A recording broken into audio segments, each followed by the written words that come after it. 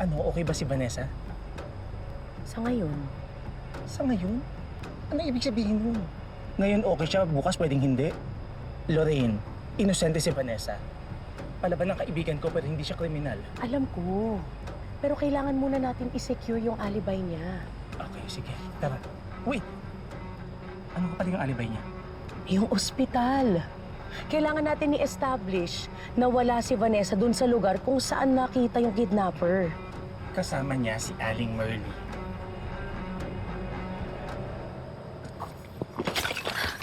Ano yun?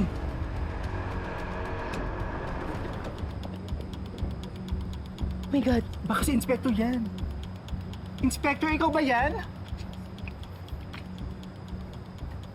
Ay, bes. oh my God. Hinangin yung paso. Yan lang pala eh. Wait, humangin ba? May tao yata. Alam mo kung ano-ano itong nakikita natin. Kaya nga. Kumain na lang muna tayo. Actually, Ma'am, kindly check this picture. Baka pamilyar po sa inyo.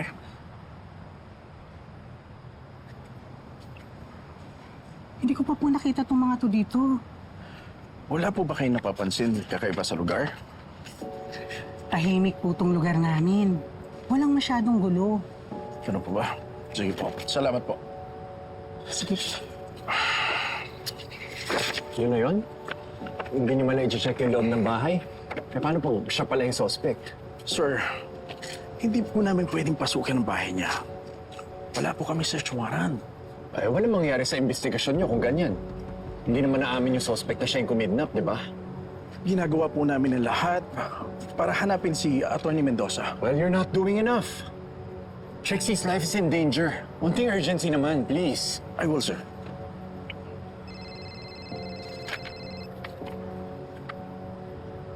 Hello, love. Ano nangyari? Kakagaling ko lang ng presinto, love.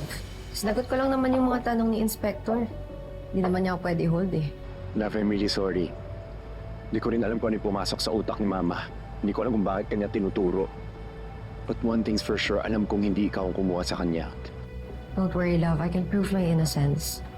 Well, as of now, ongoing pa rin ang paghahanap kay Trixie. She's the only one can help clear your name. Sige, love. Unahan tayo mag-usap. Ana. Hey, Mommy, you're back. Oh. Saan kayo pupunta, ya?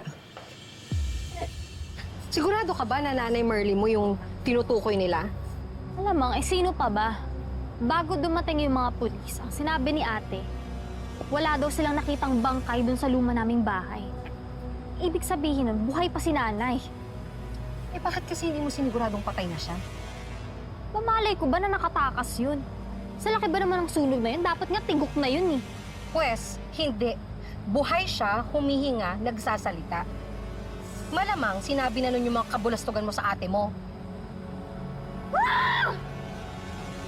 Wiset! Tingnan mo nga yan mga papalayan. Sara na yung mga plano ko! Kung ako sa'yo, puntahan mo yung nanay mo. Alamin mo kung ano yung mga nalaman ng ate mo. Pagkatapos ko siyang kausapin, tatapusin ko yung sinimulan ko.